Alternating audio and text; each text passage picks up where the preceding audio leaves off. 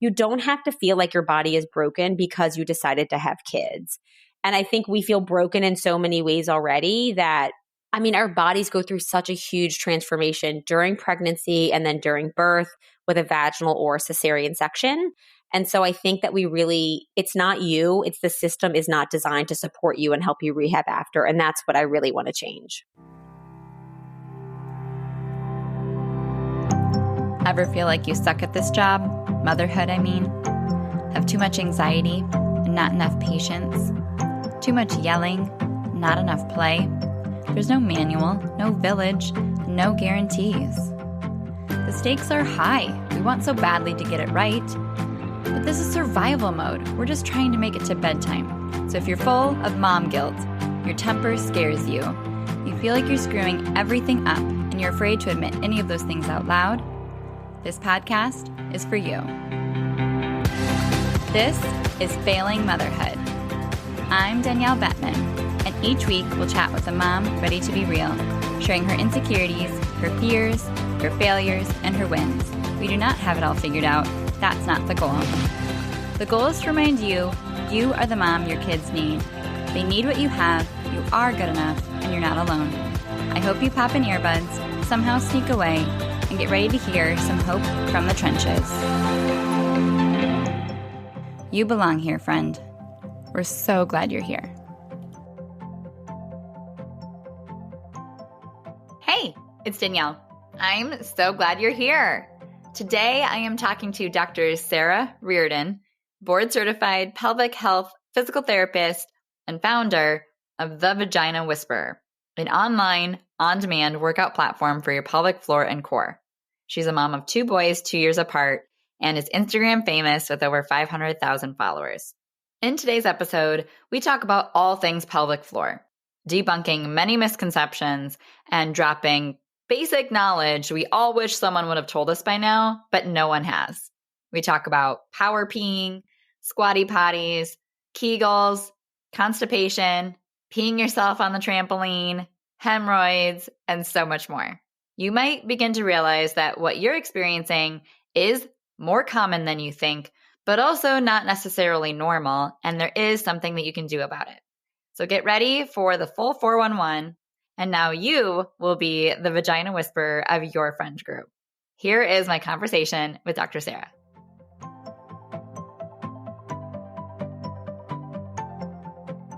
Welcome to Failing Motherhood. My name is Danielle Bettman, and on today's episode, I'm joined by Dr. Sara, a board-certified pelvic floor physical therapist. We are so excited to dive into this topic, but thank you and welcome to the show. Thanks so much for having me. I'm excited to be here. Yes. Okay. So right off the bat, we have to pre-qualify you because you're an expert with like all of the followers. Are you one of us? Have you ever felt like you were failing motherhood? I feel that way on the regular. So it's interesting you ask because I would say kind of coming on this podcast, I was thinking of like, oh, when have I felt that way? And I think obviously more recently with when I lose my temper with my kids and I'm a working mom, I run a business, I run my Instagram account, and then I am momming and I love momming. That is my most important and favorite job. But I think that I feel so stretched thin so often and so tired that I lose my cool with them regularly. And then you just feel terrible because you're like, this isn't how I want them to show up, yet I'm showing up this way for them. But even taking it a step back further, my oldest son is 8 years old. And when he was born, I had a really amazing birth. I prepped a ton for birth. As a pelvic floor therapist, I felt really prepared, but I struggled so much with breastfeeding. And I think that struggle lasted for 3 to 6 months. And I just remember those early days with lactation consultants and pumping and feeling like I wasn't producing enough and just all of the things.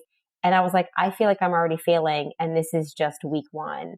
And so you realize from the very beginning that there are these seasons or these experiences where we feel like we're just kind of not doing an awesome job, yet we're doing the best that we can. And so it's definitely been something I've experienced from the very beginning, even up until yesterday. Okay, well then you're allowed. Join the club. I want to meet somebody who's not in that club. So I know. We have yet to kick any guest off of the podcast, so that has to say something, right? Right. So for like in general, before we dive into all of your expertise, what has motherhood taught you? If you can sum up like the last 8 years, is there any like big takeaway that has been sitting with you lately? Totally. I mean, I think that there's a handful of things. And one is I'm never going to have it all figured out. That once I figured out breastfeeding, then it was like, okay, I'm pregnant again. And then I had a second kid and they're less than 2 years apart. And I was like, oh my gosh, how do I figure out having 2 kids?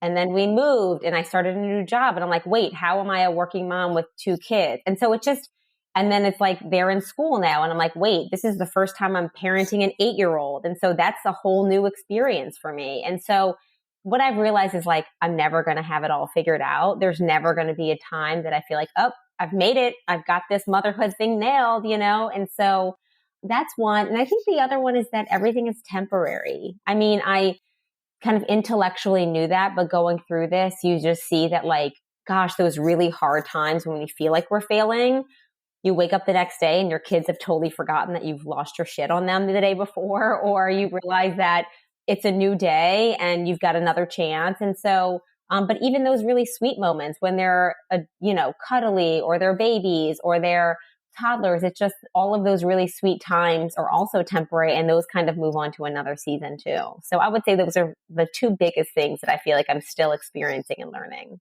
Yeah. Oh my gosh. So, and we could have an entire podcast episode just about that because of how relevant that is, how important that is, how hard that is, and how universal those feelings are, because you do have to like keep learning it in every phase and every stage. And, there's those seasons. And when you think you got it figured out, you're going to be in a new season all of a sudden and have to basically start over from scratch because your kids aren't who they were last year. Right.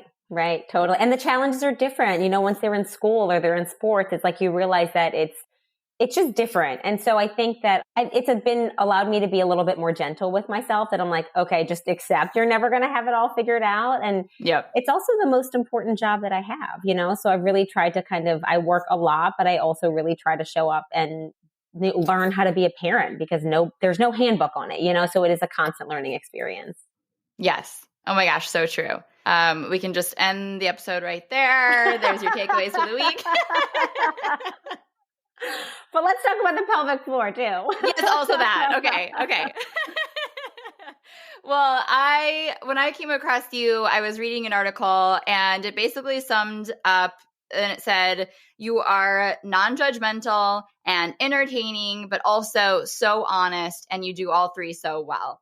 And I was like, there we are. Like, that's exactly the type of guest that I look for. That means that you're a good fit for not only my audience, but like, no wonder, like you're just finding people all the time and people love what you do, because that's exactly what we're all craving, is that honesty, just being able to like be real, be authentic, be silly, and like not be afraid of it. So talk us through, how did you become the Vagina Whisperer?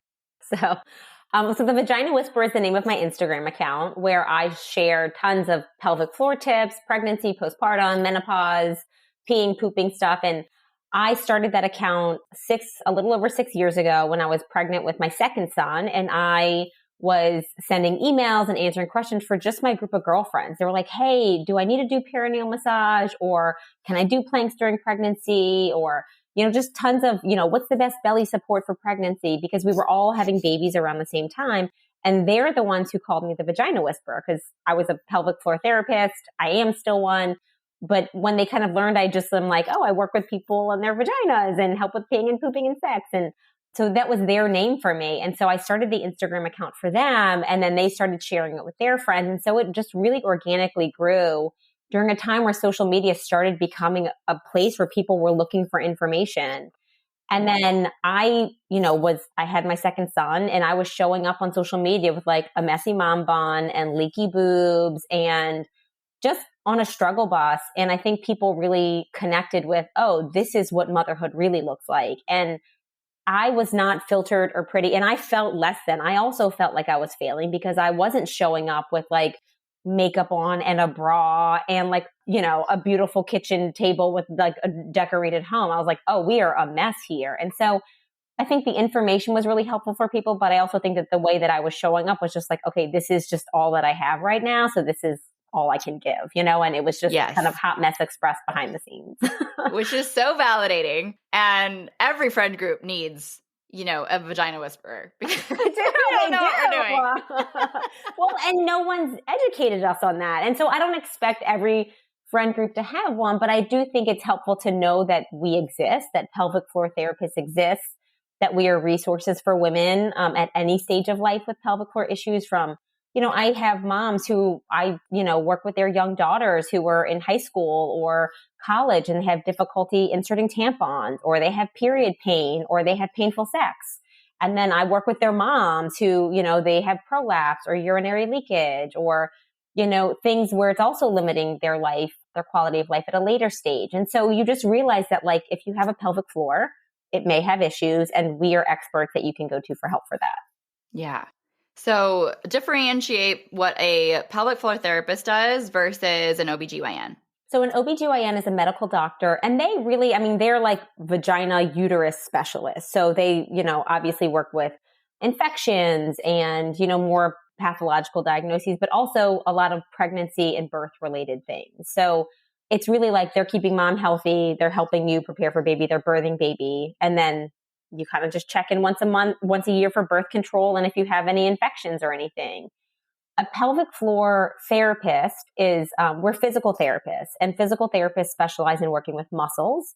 And there are muscles in the pelvic region called your pelvic floor that help support your organs, like your uterus, bladder, and rectum. Those muscles help with peeing and pooping. They help support your organs. They help with supporting your back and spine. They help with breathing. So if there are any issues with peeing, pooping, sex, any of these things, your muscles can likely be involved. And so as a pelvic PT, we help you kind of, are those muscles weak? Do we need to strengthen them? Are they too tense and we need to work to relax them? Are you about to have a baby? How can we prepare your pelvic floor for birth to relax it and make sure that you can lengthen it? Or have you had a C-section? Do we need to work on a, scar tissue mobilization and core rehab? So really thinking about all the ways that this part of our body is affected at different seasons of our life. And we're the muscle specialists that can help with that. So it's more than Kegels. Oh, it's like so much more. Kegels are like a sliver of the work that we do. Kegels are a pelvic floor contraction. So like, say you want to hold in your pee, you do a Kegel. But, I would say some people need strengthening, but doing Kegels in the carpool lane isn't going to be what really strengthens your pelvic floor. It's learning how to do different contractions or build it into exercise or function like squatting and lifting and, all those things. But a lot of people have tension in their pelvic floor. And when you think about tension, you don't want to do a tightening or a Kegel exercise because that will make it worse. But, if you have too much tension in your pelvic floor, it can lead to painful sex, painful bowel movements, constipation, straining with bowel movements or urination, incomplete bladder emptying. So lots of things where, just like I have tight muscles in my neck and I get really bad headaches if I'm too stressed and I get tension, it's the same thing in your pelvic floor. But we see those symptoms show up in a different way. And Kegels would be the wrong thing for that. That makes complete sense. But no one's ever explained it that way before. Exactly, right? They're just muscles. So people are always like, oh my gosh, I can't believe that this is physical therapy. And I'm like, me either. Like, I thought I was going to be a sports trainer for the New Orleans Saints, but I'm like a vagina trainer, And so, but it's just another part of your body, just like if you had back pain or an ankle sprain. And so we really work to rehab those muscles, but nobody teaches us that these muscles even exist. So we don't even know how to address them if there is a problem in that area until more recently. So do you go to school for physical therapy, then specialize, or do you specialize from the get-go? How does that work? Yeah, so I went to physical therapy school for 3 years after I had a bachelor's degree. So I have a doctorate degree in physical therapy, but during that time in physical therapy school, I learned about, back then it was called women's health, now it's called pelvic health because we see all bodies, all genders. Then after that, I got specialized training and I have a board certification in pelvic health. So, you're learning some of it in PT school, but you kind of learn everything and then you specialize in it. But I started right out of graduate school doing pelvic floor. So I've been doing this for 17 years. Like, don't come to me for an ankle sprain or a wrist injury because I'm not your girl. But like, if you can't poop or you're having a baby, like I got you, Which arguably is more relevant. Right. Like everybody, we do it all the time. So I'm like, you need help. I got it. Yes. And to be fair, I also sprained my ankle last winter, but that was trying to do like a dance workout from home and just like stepped off a little mat awkwardly. So, I mean, that also happens in motherhood. It does. It does. And I see PTs and acupuncturists and all, for all kinds of things. So it's so funny. I'm in my 40s now and I'm like, if I sleep on my pillow the wrong way, I get like neck pain and I can't turn to the right the next day. So everything's Right? a little bit more delicate with aging. I know. I hate it. I had to grab my phone off of the nightstand and did like a big sweep, spin. And then I paid for it for the next 2 days. I know. Exactly. Exactly. It's wild. So, okay. So we know kind of more what we do. And I also haven't seen my OB dressed up in a vulva costume. So that would probably be another differentiation. Right. There is an OB that I love. Her name's Dr. Jennifer Lincoln, and she's on social media, and she also has a vulva costume. But it's funny. I never thought being a board certified doctor of PT that I would be dressed up in a vulva costume on social media, educating people on their pelvic floors and their bodies. But I think part of my joy is also just bringing levity to these situations where it's like these are parts of our body like any other part of our body. And I think that there's been so much shame around talking about this part of our body. It's really just been seen for sex. Yeah. But outside of that, it's like peeing, pooping, periods are gross, right? Yeah. And so, but they're also just part of our lives and they're not gross. They're just like anything else. And so it's really to kind of, not to lighten people's experiences that are very, difficult for their quality of life, but to just lighten the way that we talk about them. I always say my goal is to never normalize these problems. Peeing your pants, painful sex, not normal, but let's normalize the conversations. And that's really my goal in this. Yeah, that's an important differentiation. It's not just like, oh, yep, that's the way it is. Everybody, is like that and it sucks. But it's like, no, more people experience what you were experiencing so you can take away the shame of that and then seek the support that you deserve to be able to treat that. That's exactly right. So do you ever experience trolls then? Like, how do you deal with that? I think everybody on social media experiences trolls. I would say that 98% of the folks who follow, comment are really appreciative. And I think that those are the comments and messages that keep me going. And you're like, okay, because we're just putting all of this stuff out there. We're putting ourselves out there. Yeah. Really in an effort to just help people. And it's been wonderful that it's kind of created a whole exercise platform that I have and a whole community. But, it's really still based on support and education. And when I get those messages that like, oh, the program's helping, or like, oh, thank you for this. I never knew about pelvic PT before you. Like, that's so encouraging and keeps me motivated. But there have been some really awful messages. I mean, some of it is related to, more political, social, cultural topics, which I really try to stay away from. I have my own personal beliefs and I have posted about them in the past, but I also don't always have the emotional bandwidth to navigate those times because I'm also processing them as a mom or as a woman. But I mean, I was in a yahoo.com article about the vulva suit and pelvic floor education. And there were messages like, oh, you know what the problem with vaginas is? What's attached to them?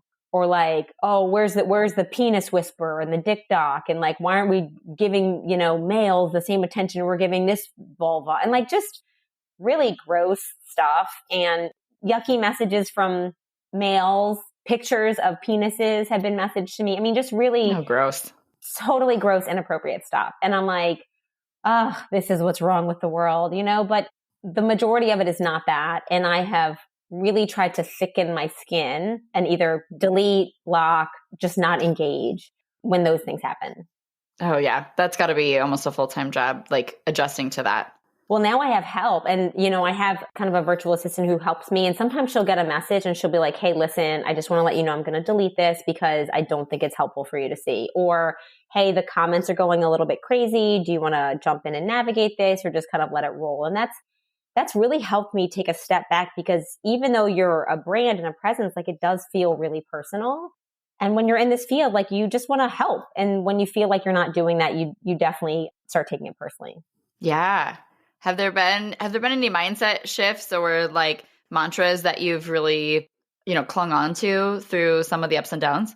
Yeah. I mean, I think that, kind of going back to where we started this conversation, that all of this is temporary. So I still feel like I work hard, but I'm also like, what if Instagram shuts down right now or forever and the Vagina Whisperer account closes, like I still have to make sure that I'm healthy, that I have a great relationship with my husband, with my kids, that I have a full, rich life outside of a social media platform. And so there is a healthy sense of distance I try to keep from it. It is a business now, but it's a little bit of realization that it's, maintained by this platform that I don't have any control over. And then the other thing is just really staying, I think, connected with the community. I mean, it's funny because I feel like the moms on social media like helped raise me just as I was growing as a mom. I mean, I can't imagine the past 6 years of motherhood if like when I have a bad day and I post about it, I mean, moms come out of the woodwork and they're like, girl, we have been there. I got you. You're going to make it. Tomorrow's a new day. And it almost makes me emotional because I'm like, before becoming a mom, you just didn't know that there was this whole community that even though we may have all differences in how we parent or mother, it's just like kind of comes together and it's like, we are going to carry you when you can't walk anymore. And I don't even know these people. And it's just awesome. And so, yeah, I think that that's been a really great experience to just be part of this club I didn't even know existed. And now you're in it and you're like, oh, there's no going back. It's been awesome. Yeah. Yeah. Oh, that's so like, there's always the highs and the lows, and those highs you just have to keep coming back to because it's worth it at the end of the day. And to have those relationships and, make it about the people, that really keeps you going and keeps you focused. And I'm glad that there's that level of kind of detachment from, day to day and some of that outcome and just remembering like it's one aspect of my life. And I want to make sure I'm, continuing to focus on all of them. Super healthy perspective for everybody, no matter kind of what you get wrapped up in this season. Totally. So let's dive into a few misconceptions. What are some of like the biggest things that you end up debunking on a regular basis?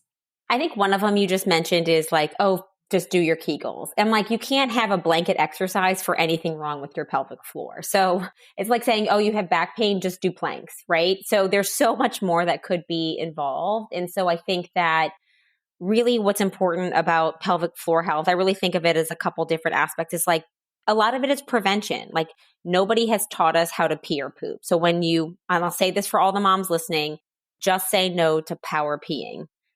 So just say no to power peeing means so often as busy moms, we go to the bathroom and we push our pee out.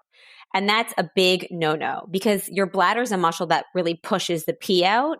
And all you need to do is just sit and chill and relax. And so like relaxing your pelvic floor allows your bladder to empty better. But when we push our pee out, it can lead to weakness. It can lead to prolapse. It can lead to urinary leakage. So like just chill when you're peeing and don't rush.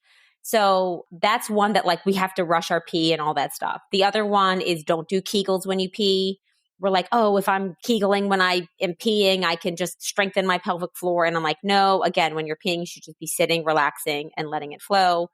Kegels aren't the answer for everyone. So oftentimes it's, based on you need to relax your pelvic floor with stretches. There are different devices called vaginal dilators or vaginal trainers that help soften your muscles.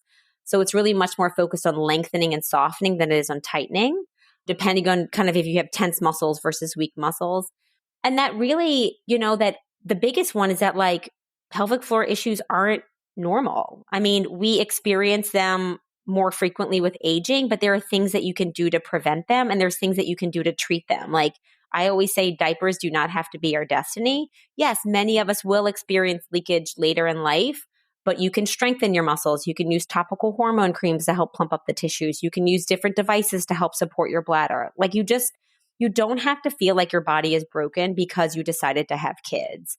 And I think we feel broken in so many ways already that, I mean, our bodies go through such a huge transformation during pregnancy and then during birth with a vaginal or cesarean section. And so I think that it's not you, it's the system is not designed to support you and help you rehab after. And that's what I really want to change. Yes. I know. I'm sure you hear all the time, like, why didn't I know this sooner? All the time. What are some of those other like big epiphanies where you're like, if I could just download this into every mom's brain, we would be so much better off? Yeah. So some of the things I just mentioned, another one is that oftentimes moms who have had a C-section think like, oh, my pelvic floor is fine. But your pelvic floor changes just during pregnancy. And so, I mean, a lot of people experience urinary leakage, prolapse, hemorrhoids, constipation, abdominal separation just during pregnancy, regardless of what type of birth you had. And so I think that post-cesarean moms, it's really important that they also follow up with rehab after or do some, strengthening or recovery programs, because you can have painful sex, you can have constipation, incomplete bladder emptying due to scar tissue restriction of your abdomen from that scar. Also, painful sex is really common after giving birth, and people think that that's normal, but it's not. There's a lot of things you can do to help soften the tissues. If you've had a perineal tear, which a lot of people do, if you've had a C-section, that can cause painful sex. And then another one's even like periods. People think that periods are like, oh, mine's just painful. Like if you had a period where you missed school, you missed work, you were so debilitated, nauseous, in pain that you could not function, that is not normal. And there's a lot of other more significant conditions like endometriosis or polycystic ovarian syndrome or adenomyosis, where those are real medical problems that birth control and like a heating pad are not going to fix. And so we've really seen so many moms just starting to self-diagnose themselves. And they're like, I just thought it was like this for everyone. And I'm like, it's not. And it's such a quality of life issue that if we learn this, then we can educate our daughters about it as well, to be like, okay, this isn't normal. And that we can start seeking some help from specialists and things like that. Yes. So, so important.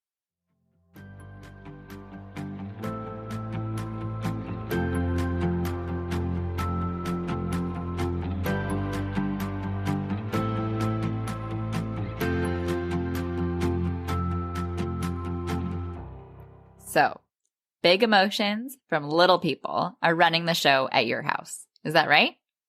Do they fall apart when something doesn't go their way? Ugh, just once. Why can't they accept the fact that the answer is no? Am I right? The struggle is real. You're not alone, and you're in the right place. When your days are filled with relentless pushback, it is so hard to feel like a good parent. Especially when your in-laws aren't shy in sharing how they think your kids just need a good spanking. Every time you lose it when they lose it, you feel like a failure. The worst part is, without addressing the root of your child's behavior, you're doomed to play a fruitless game of whack-a-mole, reacting rather than preventing the next conflict. And next time, nothing's going to go differently.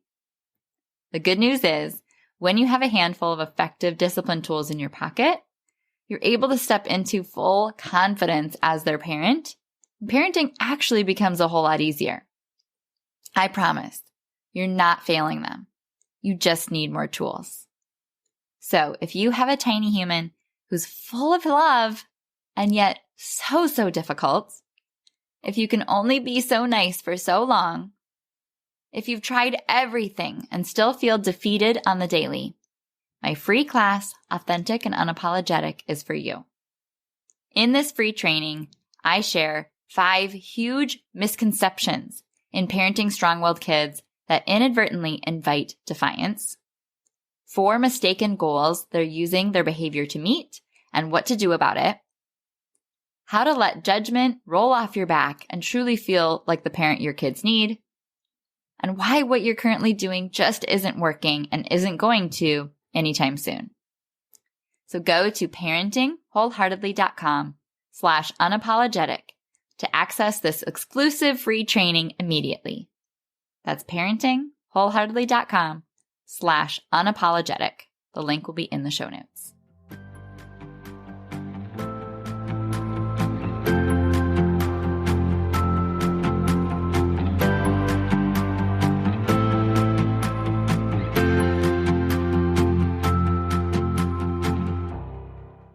So you're starting to kind of paint the picture of what is common after motherhood, but paint the picture of what normal is. Like, as in the goal that we don't realize is accessible or attainable because we've just gotten so used to whatever our lived experience has been. So in my ideal world, which is, again, what we're working toward, is that every postpartum mom would follow up with a pelvic floor therapist 6 weeks postpartum. And they would, just like your doctor or your midwife, check your abdomen for abdominal separation, check your pelvic floor for weakness, tension, scar tissue.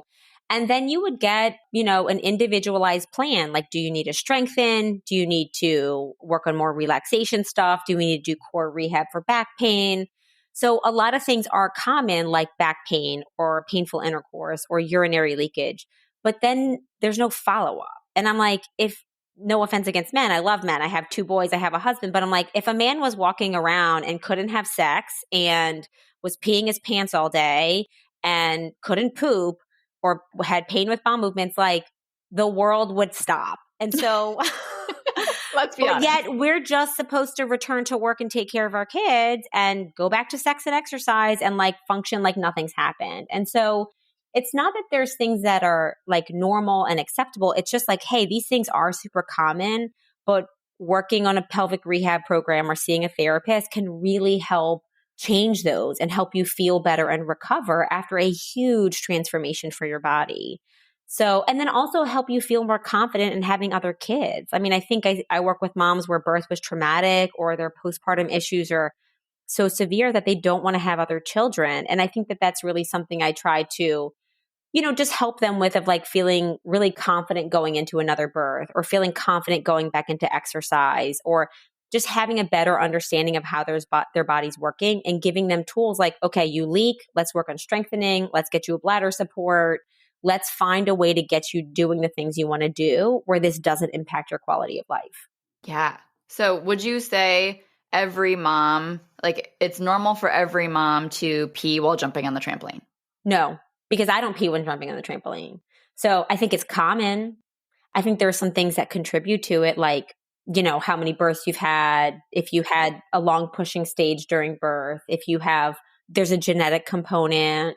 If you strain with bowel movement. So I don't think everybody experiences it, but it's common, but it's also a sign that, something's not working the way that it should. And I should probably start getting some help for it because it doesn't get better over time. And there's been some research that shows that, every year after the age of 35, women lose 2% of their pelvic floor muscle strength. So that's just with aging and hormones. So if you imagine at 35, I'm leaking, like at 65, if you don't do anything about it, like just with aging, you're starting to lose muscle mass down there. So you have to really be proactive supporting your pelvic floor. And I feel it at 41. I've had 2 kids and had amazing births. And I'm like, that sneeze was a little dicey, right? So I'm like, okay, I need to start like working on this. And because it doesn't just keep working for you. You have to, just like with our bodies in menopause, they're like, okay, you've got to eat this. You've got to do stuff for bone density. You've got to do strength training workouts. You got to, if you want to take hormones, do it. We have to kind of start thinking about our pelvic floor the same way. Yeah, that totally makes sense. And I've never heard it that way. It's not something we all got a seminar on when we turned 35. Right. And I don't say it to scare people. It's more like, I want us to feel really empowered. Yeah. I want us to live really full lives and at least have some awareness of what our options are versus just thinking that we have to just deal with it.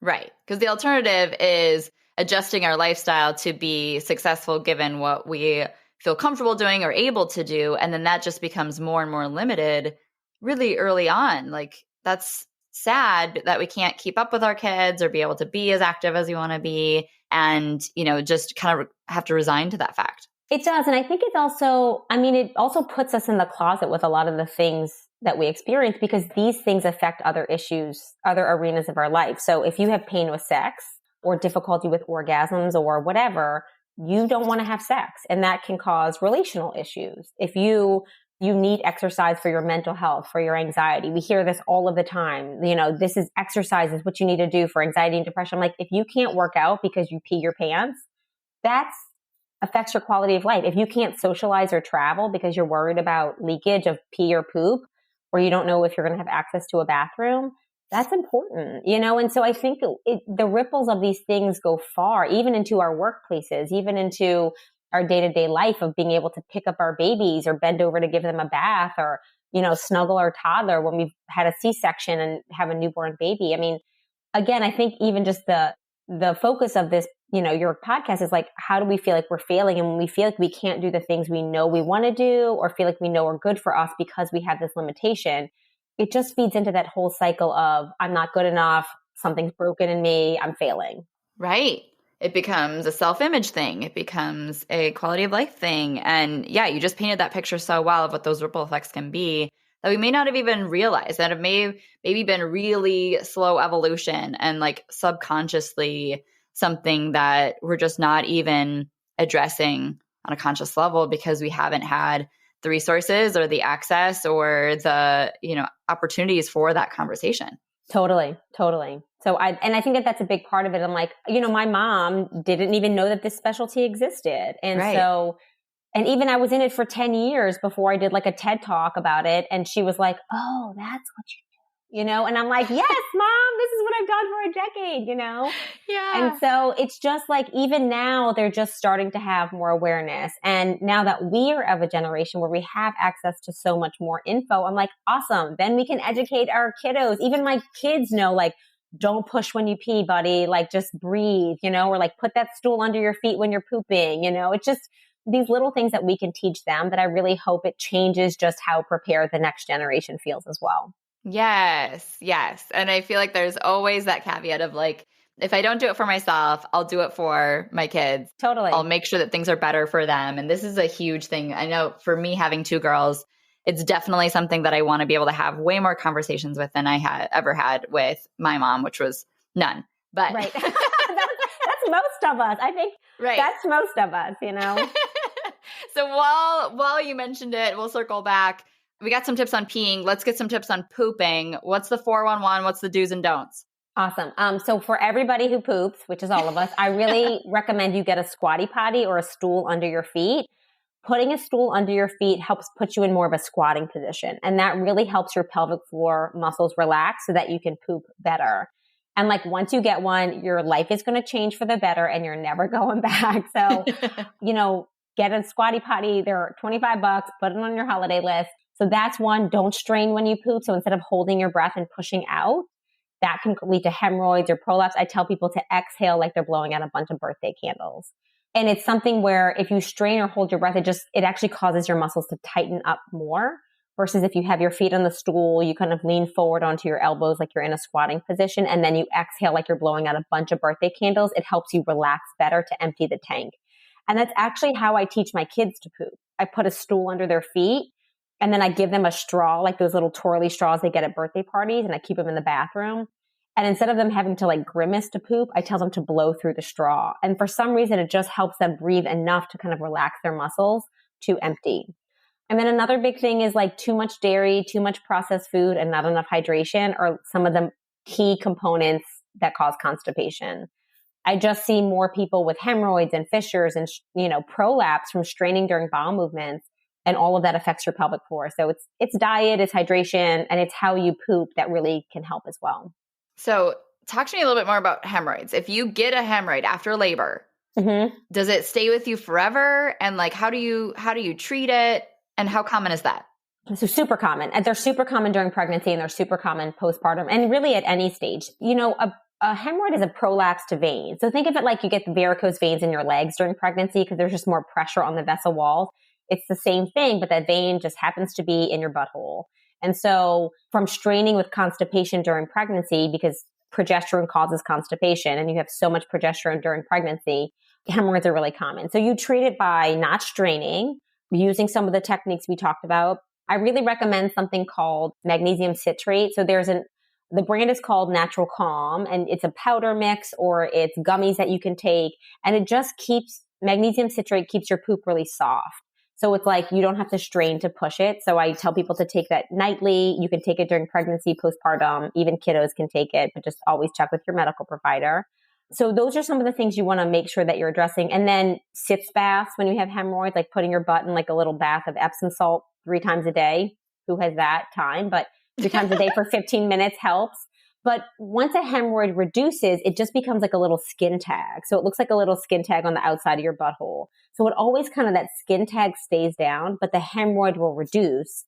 And if the hemorrhoid comes back with weight gain or like being on your feet for a long time or pregnancy or straining, it'll feel more like a little blueberry, like the vein gets engorged. And then you've got to really work through getting your poop soft again, treating the tissue with, Epsom salt baths. And then you can use hemorrhoid creams and stuff like that too. But it's really not straining that's going to help you improve it. Okay. So it just kind of ebbs and flows then. It ebbs and flows. So you know that you always have the propensity of it. And when it comes back, you're like, all right, something's not working. I strained for too long, or it happens when we travel because travel constipation is really common. Or if you have a heavy workout, you're lifting heavy weights and you're not breathing properly. So we're always going to be a little bit vulnerable to it, but there are ways that you can definitely manage it. Okay. Because that's like one of those things that you're not going to bring up and talk to your friends. Like, how are your hemorrhoids doing? I know. Yet now we're going to be talking about them because we're like, oh, that's a pelvic floor problem. All right, Yes. But I'm telling you, I am like the pocket vagina whisperer for so many friends, male and female. And when there's an issue, they're like, okay, hemorrhoids back. What am I doing? I'm like, I got you. Here's the email. Go. So, and even in my like online platform, I have all of these videos about like how to properly pee, how to properly poop. If you have hemorrhoids, how to address them, because we're just not being taught about these things. It's like, put this cream on it, stick this between your butt cheeks and like call it a day. But so much of our medical field is based on, I don't want to say damage control, but on like just managing the symptoms. But I'm like, I want to teach us, how do we prevent them? What's causing this? And then how can we change how we're pooping and all those things so that we prevent it from getting worse? Right. It seems like such a pipe dream when we still don't even have like the main vocabulary that we need to even like talk about these things and feel comfortable about it. So I love that you're already compiling all of those resources in a way that we can just like in the comfort of our own home, hit play. Totally. I mean, it's what I do all day. And I think that the other thing is, people come into my clinic and they're like, am I the only one who has this problem? Or how many people do you see? I'm like, there have been times I've seen 40 people a week who have pelvic floor problems. Like, you are not alone. We just don't talk about them. And it's actually okay if you don't want to talk about them, but talk about them to me. And so I think it's one of those things where you are not alone if you have pelvic floor issues. We're not super comfortable talking about these really intimate issues of our lives, but they definitely exist. And there are definitely resources to help you. Which, speaking of, you can't give a better foray into, tell us more about your resources and how people can connect with them. Awesome. So I'm on Instagram as the Vagina Whisperer and on TikTok as the Vag Whisperer. But my website is thevaginawhisperer.com, and it's really an online, exercise program for pelvic floor and core workouts. So I have workouts for pregnancy, for postpartum, for strengthening if you're in menopause. But then I also have a really popular one that's on pelvic floor relaxation if you have painful sex or pelvic floor tension. I think so many of the things that we see are based on like strong pelvic floor, tight pelvic floor. But the reality is that is just not what a lot of people need. And so we really want to and you get a whole quiz to figure out like, okay, which direction do I need to go? Where do I start? And so it just really gives people something that it doesn't replace in-person therapy, but it's an adjunct. It's, if you can't afford it, if you can't access one, it's $29 a month, which I feel like is pretty reasonable, as low as $21 a month. And I thought about that, I'm like, okay, I spend $20 at Starbucks on a Saturday. Like, it really just gives you their 10-minute workouts. And so they're just really accessible for people's lives. Like, I'm a busy mom. And when I made this about a year and a half ago, I was like, okay, I can't do 45-minute workouts. Like, that is just too much for me to bite off. So I was like, I can do 10 minutes 3 times a week. And then that's what it is. And so it's just really based off of like, what do I need as a busy mom myself? Yeah. Oh, no, that's perfect. Because 45-minute workouts, no. Hard no. And that's it's such a big thing to bite, even 30 minutes sometimes. So I'm like, but I've got 10 minutes. That I do have, And so I think that that's how most of us feel. It's like, okay, I can give 10 minutes of myself to this. And it just helps you feel like you're doing something to address the issues versus just dealing with it. Yes. Oh, so good. And you're also writing a book, I hear? Oh, yeah, girl. So this was a big passion project that I took on. And I was really approached by a publishing company that was like, hey, we follow you. We're really interested in this work. And there's no other books out there that are really addressing this. And so, yeah, we kind of got together and came up with something, and I'm writing it now, kind of a very similar, model to what my Instagram is and what my online platform is. But it's really pretty much everything we talked about, like what is normal for periods? And then what do you do if you have an issue? Here's how to insert a tampon, a menstrual cup, a disc. If you're having this type of pain, who do you go see? The same thing with like peeing and pooping. And there's so much more to learn. Like, people have overactive bladders or, nighttime urgency. So just these things that I'm like, nobody's teaching us about our bodies. And it's really just a step one of like, how do you get to understand your body better? Here are the tools to help you at home.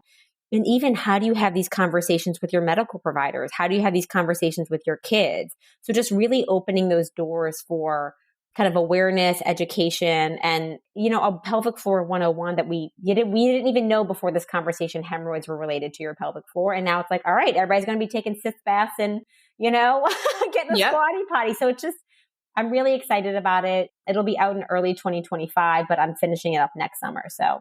Okay. Is there a wait list we can sign up for it? There is. So it's on my Instagram link. So if you go to my Instagram link, again, it's at the.vagina.whisper. There's a link that you can sign up and I'll keep you posted. Okay. We'll put all of that in the show notes. That way it's easy to click from because I know we'll all be very anxious about that. Thank you. I mean, that's my hope. And it's called Floored. Which is awesome. Love. Yeah. My brother-in-law came up with that title and we were brainstorming. And I think it's one of those things of like, whoa, we didn't even know that this existed, but it's so important. And it's clearly something I love just educating about. Yes. No, you could not be more passionate about it. And it comes through and it's so needed. So the last question that I ask every guest that comes on is, how are you the mom your kids need? Oh, such a great question. I hope I'm the mom that they need. So I think I was one of 4 kids and I was raised by a single mom who worked 2 jobs, and she is an amazing woman and she gives me the inspiration to get through the hard days because I don't know how she did what she did. But, I have an Asian background and it wasn't a particularly nurturing style. And so for them, I think a lot of it is I have 2 boys and who they both have very different personalities and sensitivity levels, but really trying to show up for them in like a very emotional way, in the way that it's like, hey, if you need to cry, buddy, it's totally fine. Instead of like shutting down and holding the tears in. Or and really opening the door for them to talk to me. If they come to me with something that they did wrong, I'm like, you're never going to get in trouble. And I tell them that because if they're like, hey, I did this at school and I said a bad word, I just want them to know that they're not going to get in trouble and be scared of me, that we're going to work through it together and I'm going to support them. And they don't go to my husband, and he knows this. They're like, Mom, I got to tell you something, but you can't tell Dad. And so I'm like, well, Dad and I don't keep secrets, but it's one of those things where we're just really, it's just much more open. It's much more emotional because I'm emotional. And I always tell my husband, like, my husband's emotionally constipated and I have emotional diarrhea. And so we're trying to raise kids somewhere in the middle. But if it was like you had 2 emotionally constipated parents, like that's not good for your kids, So just really as boys trying to show up for them in a way that just gives them a range of, normalization for how they feel and ways to express it. I'm gonna steal that because I feel like most parents end up having one that is more constipated and one that is more diarrhea. Totally. And we joke about it all the time. My husband's like, thank God for you. I would have no idea. Because he's, I think even for boys, they feel the pressure of tough and, get back up. And I'm like, yeah, no, you got to get back up, but you can cry. Like, that's fine, and just never telling them, don't cry, because I'm like, that's just like my husband has to work to shed a tear. And for me, it just flows. So I just want them to feel, having come from a background that wasn't super affectionate or nurturing, I think I just really try to provide that for them. They are lucky to have you. So, I'm lucky to have them too. They teach me just as much as I teach them. So I believe it. Yeah, I believe it. Same at my house. Yeah. Thank you so much. Thank you again for your time, your wisdom, your honesty, for talking about the awkward topics, because Lord knows we need it. And we're so grateful for your resources, and just keep up your hard work. We really appreciate it. Same to you. Thanks, Danielle.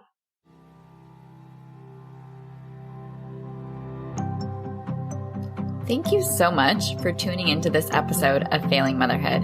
Your kids are so lucky to have you. If you loved this episode, take a screenshot right now and share it in your Instagram stories and tag me.